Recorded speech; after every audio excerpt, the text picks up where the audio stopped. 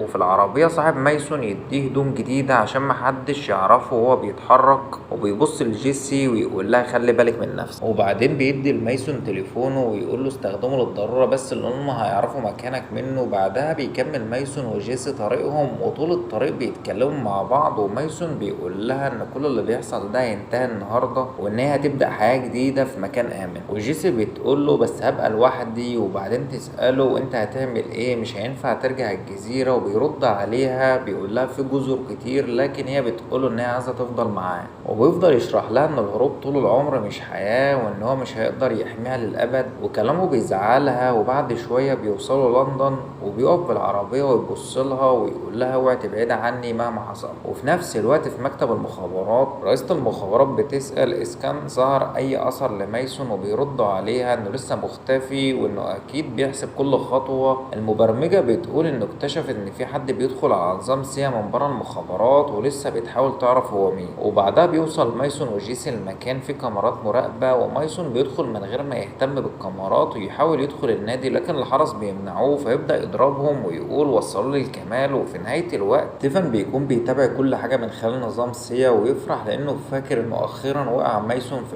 الفخ. لكن في مكتب المخابرات بيكتشف ان الشخص اللي كان بيدخل على نظام سيا هو ستيفن نفسه، وفي نفس الوقت بيفتحوا كاميرات النادي ومايسون بيدخل ويقرر للحراس انه مش عايز حاجة غير انه يقابل كمال. ولما الحراس بيبلغوا كمال ان في واحد اسمه مايسون عايز يشوفه، كمال بيتصدم ويطلب من كل اللي حواليه يخرجوا، وبيدخل مايسون يقابله، وكمال بيفضل يتريق عليه ويقوله ان حياته مبقاش لها اي قيمة. ومايسون بيفكره ان زمان كان بيساعده هو وستيفن، لكن كمال بيقوله ان ستيفن خلاص انتهى. ومايسون بيرد عليه وبيقوله بالعكس ده راجع ينتقم تاني وبقى اخطر من الاول. وكمال ما بيصدقوش، ومايسون بيقوله ان كاميرات المراقبة صورت دخوله وان سيا اكيد دلوقتي بيراقب النادي كله. وبعدين بيقوله انا عايز منك خدمة واحدة، هرب جيسي برا البلد وطلع لها هوية جديدة وانا هتصرف مع ستيفن. وكمال بيطلب منهم يستنوا، ويدخل مايسون وجيسي اوضة، وجيسي بتقول له ما تسيبنيش، وبيرد عليها بيقول لها سمعت الاتفاق ما ينفعش، وتبدأ تعترض وتقول له انت كده رايح تموت، مفيش حاجة تخليك تعيش، لو كنت عايز تعيش كنت جيت معايا. ومايسون بيزعق لها يقول ان الناس اللي زي عمرها ما تعرف تعيش حياة طبيعية. وجيسي بتبص له وبتقول له انت بس بتحاول تقنع نفسك بده. وبيرد عليها بيقول لها انا عايزك تبقى كويسة وفي مكان آمن. وجيسي بتقول له وعدني إنك مش هتموت. لكن مايسون ما بيعرفش يرد. وفي نفس الوقت رئاسة المخابرات بتصدر أوامر إن مايسون وجيسي لازم يتم القبض عليهم أحياء. أما ستيفن فبيبعت فريقه الخاص ويقول لهم البنت دي هي نقطة ضعف مايسون، استغلوها. وبعدها كمال بيرجع وهو شايل شنطة ويقول لمايسون إن جهز لجيسي كل حاجة، هوية جديدة وجواز سفر وفلوس، وإنه هيهربها لأسبانيا.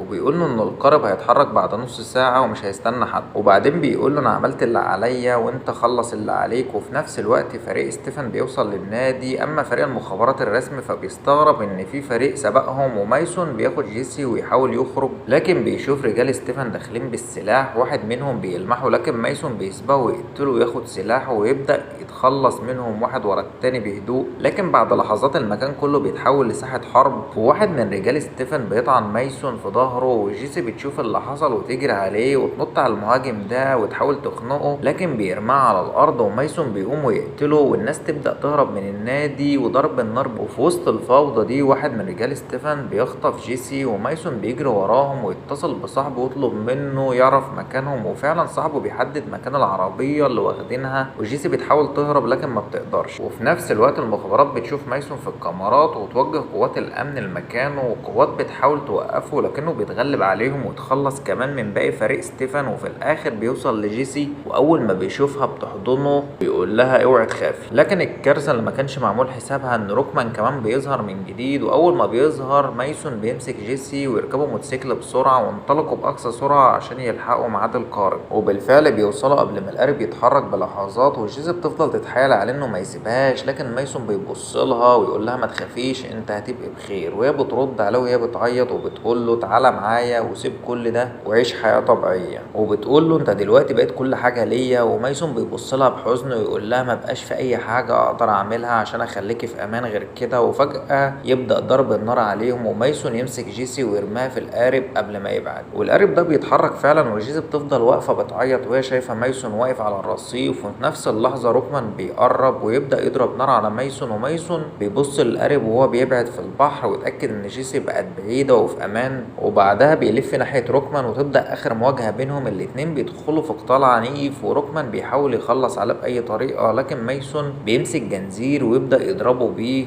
وبعد قتال طويل بيقدر مايسون يسيطر عليه، وفي النهاية بيقتل روكمان. بعدها بنشوف ستيفن قاعد في بيته بيتابع الأخبار، وفجأة بيبص للشباك يلاقي الحراس بتوعه كلهم مقتولين، وبيلف وراه بيتفاجئ إن مايسون واقف قدامه. وستيفن بيبص له ويقول له أنت كنت أعظم مقاتل عندي لكن خالفت أوامري. وبيقول له أنت سمعت كلام ضميرك بدل ما تنفذ المهمة، أنا كنت عايزك تفضل معايا زي زمان. ومايسون بيرد عليه بهدوء وبيقول له بسببك أنا ما بضربش نار من 10 سنين، ويرفع المسدس في وشه ويكمل وبسببك برضه رجعت اضرب نار تاني. ومن غير اي تردد بيضربه بالنار ويقتله، وبعدها يخرج من البيت. وبعد مرور 3 شهور بنكون في اسبانيا، وجيسي قاعده في كافيه وبتقرا كتاب، وفي نفس الوقت المخابرات لسه بتراقبها. ورئيسة المخابرات بتقول مايسون لسه مختفي لكن اكيد هيظهر في يوم. وفجأة الكاميرات بترفع لفوق ورئيسة المخابرات بتبتسم وكأنها فهمت ان مايسون لسه عايش. وفي الكافيه تيجي عاملة وتدي لجيسي هدية الهدية وتقول لها دي من صديقك، وجيزي بتفتح الهدية وبتلاقي مجسم صغير على شكل المنارة، وفي اللحظة دي بتبتسم وتفهم ان مايسون هو اللي باعتها، وبنشوف مايسون واقف بره الكافيه وبيبص لها من بعيد وبيضحك.